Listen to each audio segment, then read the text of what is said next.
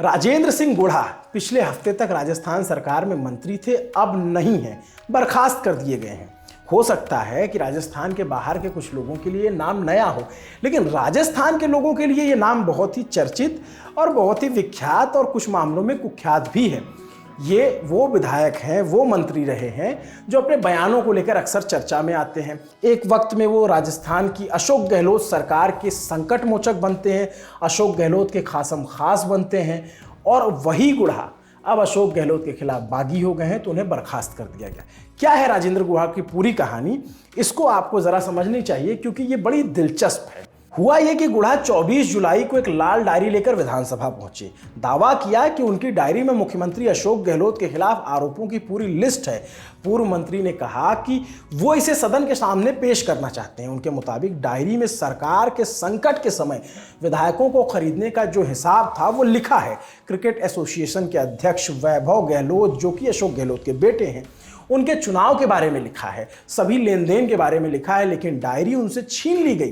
गुढ़ा ने दावा किया कि विधानसभा में उनके साथ मंत्रियों ने मारपीट की, मार्शल फिर उन्हें बाहर निकाल ले आए। मीडिया के सामने गुढ़ा ने डायरी की डिटेल बताने से इनकार कर दिया और कहा कि वो इसकी जानकारी सदन में ही देंगे। हालांकि गुढ़ा को विधानसभा के इस सत्र से निलंबित कर दिया गया है। फिर चर्चा में कैसे आए? चर्चा में ऐसे आए कि राजेंद्र गुढ़ा को 21 जुलाई को अपने एक बयान के जरिए राष्ट्रीय स्तर तक सुर्खियां मिली। जब देश भर में कांग्रेस के नेता मणिपुर की हिंसा और यौन हिंसा की घटना को लेकर बीजेपी सरकार को घेर रहे थे, ठीक उसी वक्त, उसी दिन राजस्थान विधानसभा में गुढ़ा ने महिला सुरक्षा को लेकर अपनी ही सरकार पर सवाल खड़ा कर दिया। मंत्री रहते हुए सदन में उन्होंने कहा, इस बात में सच्चाई है कि हम राजस्थान में महिलाओं की सुरक्षा में विफल हो गए हैं। राजस्थान में जिस तरह से महिलाओं पर अत्याचार बढ़े हैं, ऐसे में हमें मणिपुर के बजाय अपने राज्य की स्थिति देखनी चाहिए। दरअसल कुछ दिन पहले राजस्थान में भी एक गैंगरेप की घटना हुई थी। अगले दिन जब कांग्रेस ने प्रेस कॉन्फ्रेंस की, उनकी बर्खास्तगी के बाद सीएम अशोक गहलोत से गुढ़ा के बारे में पूछा गया तो उन्होंने कहा यह पार्टी का अंदरूनी मसला है। बोले इस पर पार्टी के नेता बैठकर हिसाब से चर्चा करते हैं। आगे गहलोत ने कोई भी सफाई देने से इनकार कर दिया। राजेंद्र गुढ़ा से मंत्री पद लिए जाने पर राजस्थान सरकार की तरफ से कोई आधिकारिक बयान नहीं आया, लेकिन सूत्रों का कहना है कि गुढ़ा को उसी बयान के लिए हटाया गया जो उन्होंने सदन में दिया। 6 जुलाई को गुढ़ा को यह चेतावनी दी गई थी। सूत्र बताते हैं कि पार्टी लाइन से इतर जाकर अगर वो अनुशासनहीनता करते हैं तो उनके खिलाफ कार्रवाई की जाएगी, लेकिन गुढ़ा ने इस चेतावनी की अनदेखी की। वो उनका अंदाज, उनका मिजाज आप आगे जानेंगे तो आपको और भी कहानी समझ आएगी। इसलिए 21 जुलाई को सरकार ने उन्हें बर्खास्त कर दिया। सूत्र ने यह भी दावा किया कि गुढ़ा अपने विभागों की बैठकों में नियमित रूप से अनुपस्थित रहते थे। तो फिर क्या है इनकी कहानी? बर्खास्त होने से पहले तक राजेंद्र गुढ़ा राजस्थान सरकार के सैनिक कल्याण, स्वतंत्र प्रभार, होमगार्ड एवं नागरिक सुरक्षा, ग्रामीण विकास एवं पंचायती राज्य मंत्री थे। गुढ़ा झुंझुनू जिले के उदयपुर पार्टी सीट से विधायक हैं। अपना सरनेम झुंझुनू के अपने गांव के नाम गुढ़ा पर रखा हुआ है। राजेंद्र गुढ़ा की एक पहचान ऐसे नेता और मंत्री की रही है जिन्होंने अलग अलग मुद्दों पर अपनी पार्टी के खिलाफ बार बार मोर्चा खोला। गहलोत सरकार में आने के कुछ दिन बाद से ही उनकी नाराजगी झलकने लगी थी।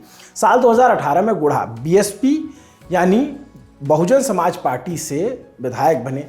अगले साल अपने 5 और बीएसपी विधायकों के साथ कांग्रेस में चले गए। इससे पहले तक गहलोत सरकार को इन विधायकों का बाहर से समर्थन था, लेकिन इसका कांग्रेस में बाद में विलय करवा दिया गया जब वो पूरा संकट आया था। बाद में गुढ़ा को राज्य मंत्री बनाया गया। गहलोत से वफादारी का दावा, बीएसपी से बगावत कर कांग्रेस में एंट्री भी पहली बार नहीं थी। ठीक यही कथा कुछ साल पहले भी लिखी गई थी। साल 2008 में गुढ़ा उदयपुर वाटी सीट से पहली बार बीएसपी के विधायक बने थे। अशोक गहलोत सरकार में तब भी मंत्री बने। तब कुछ विधायकों के इस्तीफे के कारण सरकार संकट में नजर आ रही थी, लेकिन अप्रैल 2009 में गुढ़ा 5 विधायकों के साथ उस वक्त भी कांग्रेस में शामिल हो गए थे। उनके साथ आने के बाद कांग्रेस के विधायकों की संख्या 102 हो गई। तब भी गुढ़ा को पर्यटन विभाग में राज्य मंत्री बनाया गया था। इसके अलावा 2 और नेताओं को मंत्री पद मिला था। साल 2013 के चुनाव में गुढ़ा उदयपुर वाटी सीट से चुनाव हार गए। अगले चुनाव यानी 2018 में कांग्रेस ने टिकट काट दिया। गुढ़ा वापस बीएसपी में चले गए। उसी सीट से जीतकर दूसरी बार विधायक बने। चुनाव जीतने के बाद से ही चर्चा चलने लगी कि वो फिर से कांग्रेस में शामिल हो सकते हैं। हुआ भी वही। सितंबर 2019 में सभी विधायकों को लेकर गुढ़ा गहलोत सरकार में सहर्ष शामिल हो गए। साथ ही लंबे समय से मंत्री पद नहीं मिल रहा था, तो फिर उनकी नाराजगी भी बढ़नी शुरू हुई। दिसंबर 2020 में अजय माकन, तब कांग्रेस के प्रभारी थे राजस्थान के, उनसे मिलने के बाद उनका बयान आया। गुढ़ा ने गहलोत पर तंज कसते हुए कहा था, शादी जवानी में ही होनी चाहिए, बुढ़ापे में शादी होने का कोई अर्थ नहीं रहता। मतलब वो कहना चाहते थे कि उन्हें जल्दी मंत्री पद दिया जाए। करीब एक साल बाद नवंबर 2021 में राजेंद्र गुढ़ा को मंत्रिमंडल में शामिल किया गया। इस बार सिर्फ उन्हें राज्य मंत्री का ही पद मिला। गुढ़ा का कहना था कि उनके साथ जो बीएसपी के 6 और लोग आए हैं उनको भी मंत्री बनाया जाए, लेकिन नहीं हुआ। बाकी 5 विधायकों को पद नहीं मिला, वो चाहते थे कि मिले। गुढ़ा इस बात से भी नाराज थे कि बीएसपी से कांग्रेस में उनके साथ 2009 में जब पहली बार रमेश मीणा आए थे, वो कैबिनेट मंत्री बन गए। अब उन्हें मीणा के नीचे काम करना पड़ेगा, जो कि उन्हें मंजूर नहीं है। रमेश मीणा को मुख्यमंत्री अशोक गहलोत का बड़ा समर्थक माना जाता है। 55 साल के राजेंद्र गुढ़ा कई मंचों पर अशोक गहलोत सरकार को बचाने का दावा कर चुके हैं। ये दावा वो जुलाई 2020 में सचिन पायलट और उनके समर्थकों की बगावत को लेकर जब वो मौका आया था तब भी कर चुके थे।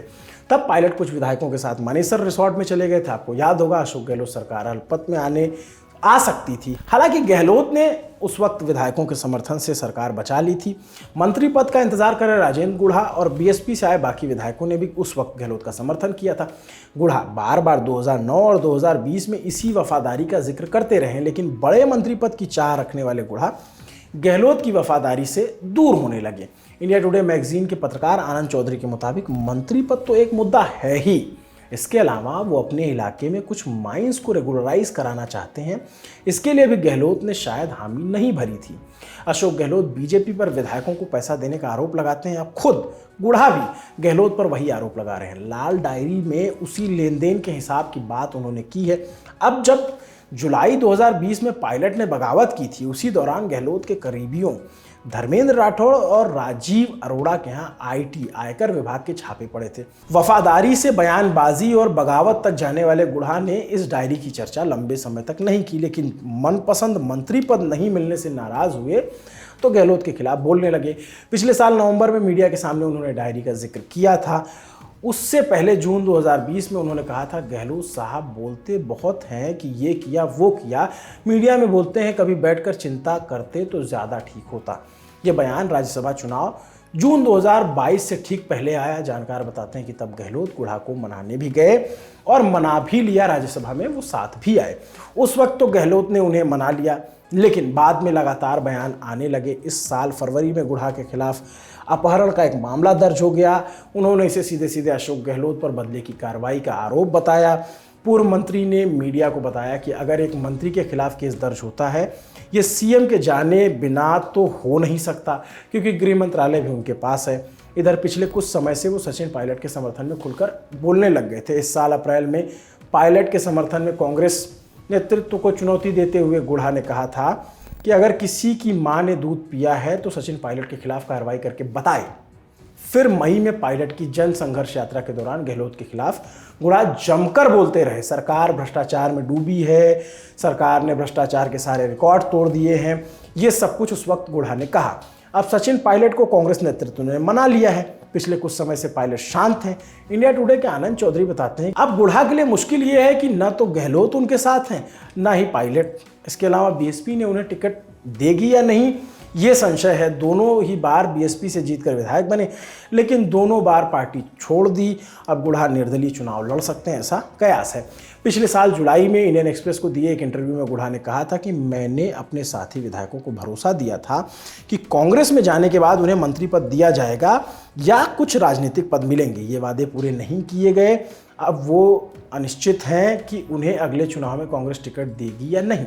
राजेंद्र गुढ़ा की मौजूदा स्थिति पर आनंद चौधरी बताते हैं कि अगर बीएसपी से आए बाकी विधायक भी गुढ़ा के साथ नहीं हैं, राज्यसभा चुनाव तक वे लोग उनके साथ थे, लेकिन अब समीकरण बदल गए हैं। उनमें से 1-2 कह चुके हैं कि गुढ़ा को मंत्री पद मिला, लेकिन उन्हें क्या मिला। अब ऐसी स्थिति में राजेंद्र गुढ़ा करेंगे क्या? राजेंद्र गुढ़ा ने अपने बयानों से कांग्रेस नेतृत्व को नाराज कर दिया। इसका नतीजा मंत्रिमंडल से बर्खास्त हो गए हैं। अब विधानसभा से निलंबन हो चुका है। अब चर्चा है कि अनुशासन तोड़ने के आरोप में उन्हें पार्टी से निकाला जा सकता है। उनके राजनीतिक भविष्य को लेकर चर्चा चल रही है। कुछ दिन पहले गुढ़ा ने जयपुर में AIMIM चीफ असदुद्दीन ओवैसी से मुलाकात की थी। इससे कयासबाजी लगाई जा रही है कि गुढ़ा MIM में भी जा सकते हैं, लेकिन आनंद चौधरी कहते हैं, जो इंडिया टुडे के पत्रकार हैं, कि ओवैसी की पार्टी से चुनाव लड़ना मुश्किल है क्योंकि जिस इलाके से वो आते हैं वहाँ मुस्लिम वोट ज़्यादा नहीं है और गुढ़ा का अपने क्षेत्र के अलावा कहीं ज़्यादा प्रभाव भी नहीं है। BSP के दरवाजे तो उनके लिए पहले ही बंद हैं।